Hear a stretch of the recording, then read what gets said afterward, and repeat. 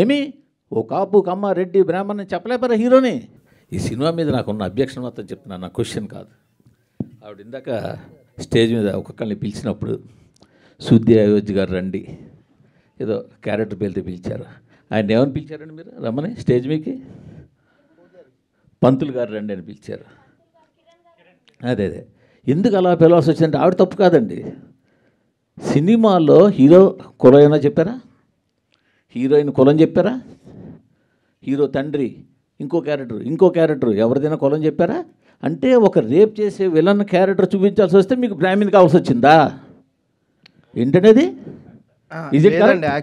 ఉండండి, నేను మాట్లాడుతున్నాను. కాశీ లాంటి పవిత్రమైన పుణ్యక్షేత్రంలో మీకు ఫైట్ సీక్వెన్స్ రేప్ సీక్వెన్స్ తీయడానికి ఒక కబేలా కావాల్సి వచ్చిందా? కాశీ లాంటి ఒక పుణ్యక్షేత్రంలో ఒక పంతులు ఒక ముస్లిము కలిపి రేపు సీన్కి అసిస్ట్ చేసినట్టు తీయాల్సి వచ్చిందా? ఏంటండి మైండ్ సెట్? ఏమి ఓ కాపు కమ్మ రెడ్డి బ్రాహ్మణ్ చెప్పలేపారా హీరోని?